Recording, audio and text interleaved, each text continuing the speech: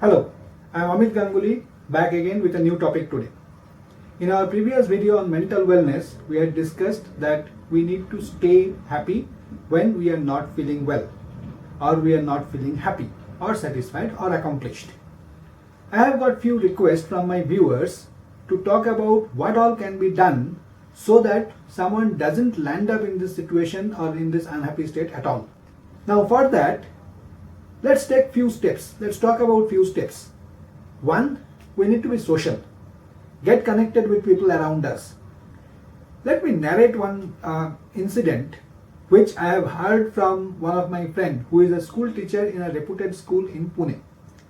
He found one of his girls of standard 8 always be quiet, she doesn't talk to her friends, doesn't participate with the discussion among the friends or with the teacher and all these cases.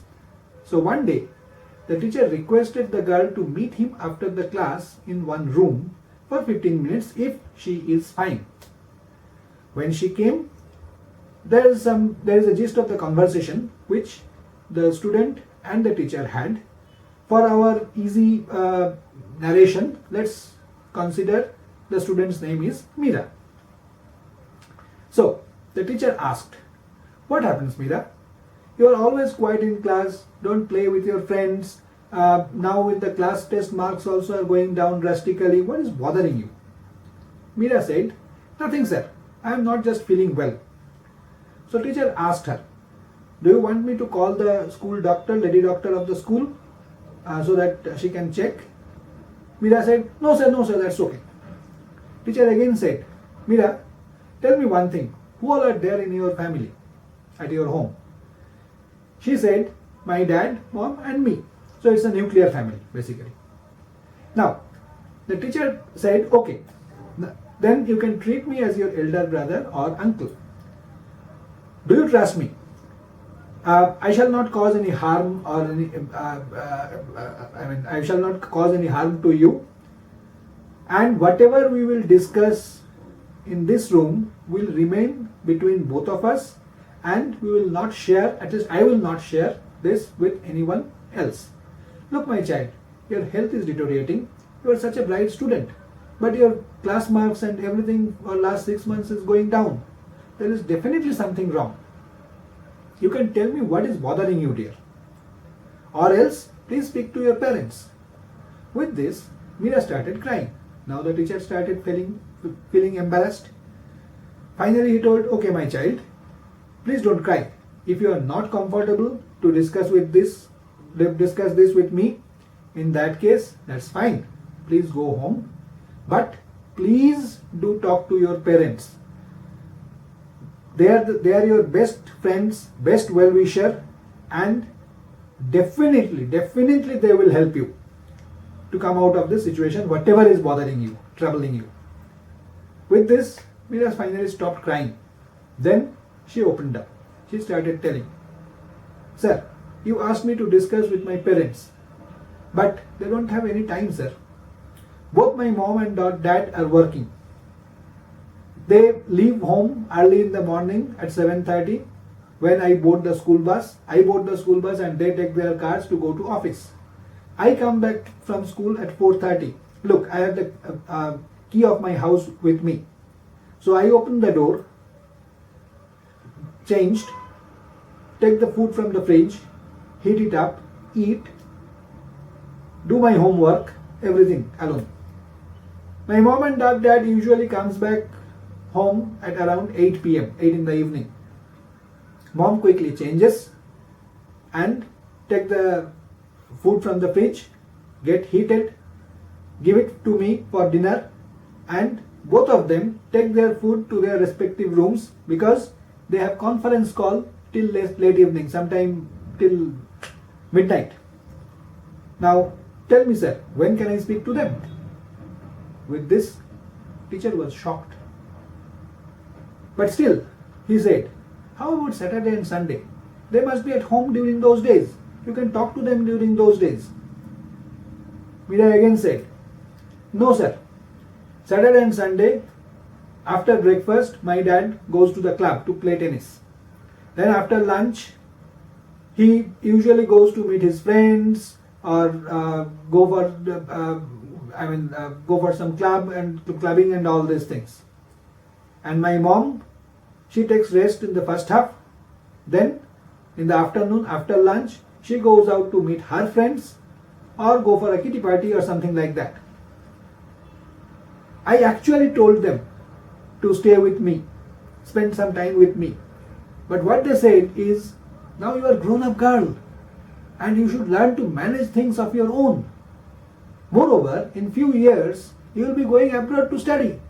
Now there will be no one with you. So you need to practice from now itself to be alone and manage stuff of your own. With this, Mira again started crying. And finally she said, tell me, sir, if they don't have time, then why they brought me here? Why did I born? Just imagine the intensity.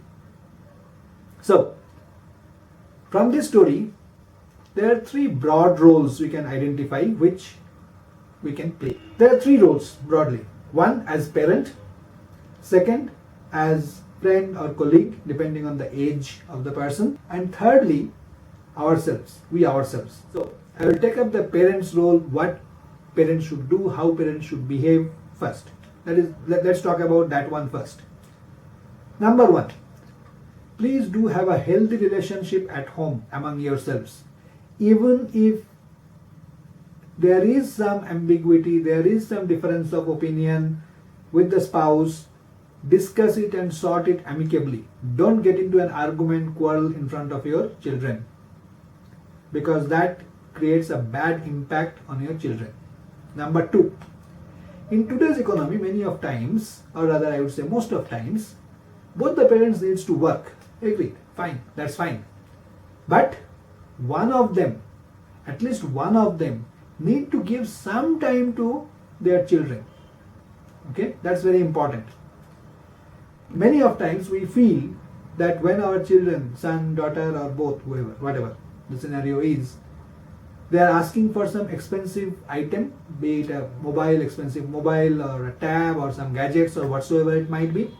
If we give it to them, they will be happy, and that will replace the presence of parents. No, it doesn't happen that way. Trust me. It doesn't happen that way. Any gift, any gadget cannot replace parents. Because, simple thing, parents are the people with whom ideally they should be able to talk freely, discuss their emotion, their feeling, and then expect some feedback, suggestion or help, right? Those things obviously those gadgets cannot give, right? So, giving gadgets, buying things doesn't replace parents' position or parents' presence, basically. Next, don't scold the children unnecessarily. Don't even vent your anger or frustration because of some other reason on them. Rather, please be friendly with them. Even if they have done something wrong, instead of scolding them at the very first place, talk to them, listen to them, sit with them, make them understand what they have done wrong, and also check why did they do so.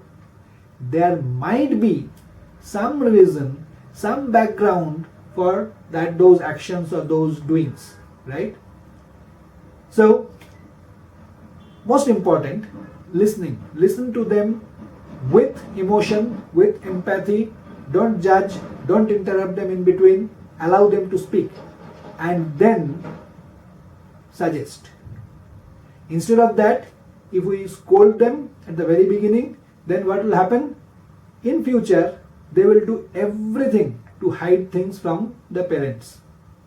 Because obvious reason, nobody wants to get scolded, right? Next, again very important, gain trust from children. Very, very, very important. So that they feel free to talk about anything and everything with their parents. At least one of them. If not both, at least one of them. Next, don't push children beyond their limits. Ask them, understand from them what they want in life and what is their liking, what is their choice. Very, very important. If you feel that it may not give them a good career, then counsel them and help them to understand why you want them to study on a particular stream or a particular field or whatsoever, right? Again, pushing them, forcing them to get into a particular field is not right. They might be able to get admission, might do well, might not do well, but even if they do well, in that case, say for example, someone don't want to be an engineer. So if you push them to engineering, they might even clear the exam, pass with a good score, good ranking and all these things. But in their mind always they had a feeling that I didn't want to be an engineer. So in that case, that person will be a bad engineer. Similarly, if you force someone, if we as parent, if we force someone to become a doctor, while he or she is no way willing to become a doctor, in that case he or she will be a bad doctor, basically, right? So those things we need to keep in mind. Let us understand first. I am not saying that let us go with their wish always, but let us at least understand what they want, how they want, and based on that take the decision, or make them understand, help them to understand why they should think of choosing something else, what perhaps you are thinking about, right? Next, always be with them, even if they don't score well in the exam, or they feel after the exam that exam is not good, test was not done good. In that case, encourage them, explain it to them, tell them that this is not the last exam in the life.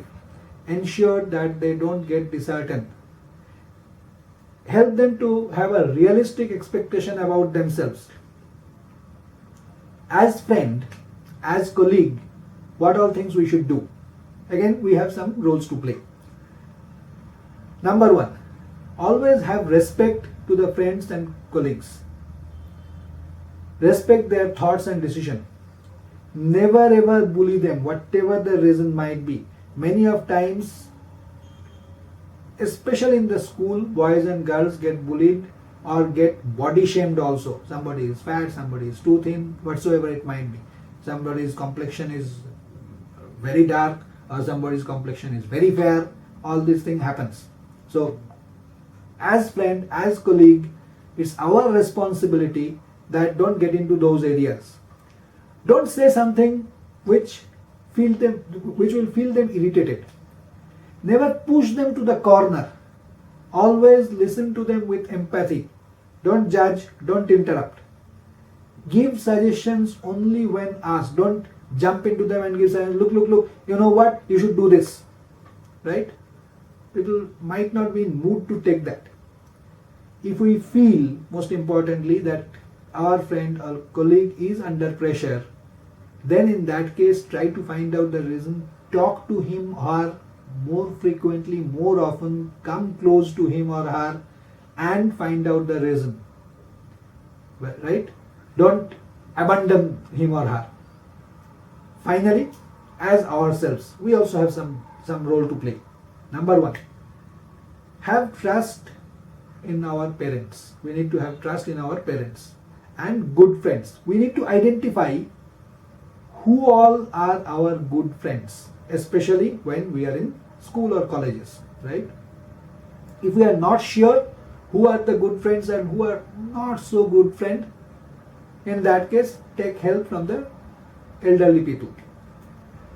Always have right expectation about self. I need to know what is my caliber, right? What is my interest level? Where am I good at? Those things I need to know as an individual. It's very difficult for anyone else to figure it out from outside. Yes, my parents should be able to or might be able to do that, but there also I need to express myself, right? If I don't express myself, nobody can tell. Similarly, if my wish, will and all these things in some unrealistic zone, in that case we need to understand that, well, this is unrealistic. We really can't do that, can't achieve that. For example, if my dream is to go to moon, fair enough. But for that I need to prepare myself in that way. Am I good to be prepared in that way? Maybe, may not be. So that I should be able to tell myself. Speak to your parents regularly on every matter, be it very silly, be it serious. Keep them updated. In this way, a trust-based relationship will be created. We have talked about the parents' role. Now we are talking about, in this case, children's role. If have done something wrong, be it from the social perspective or whatever, parents are our best well-wisher. Tell them the truth. Don't hide anything.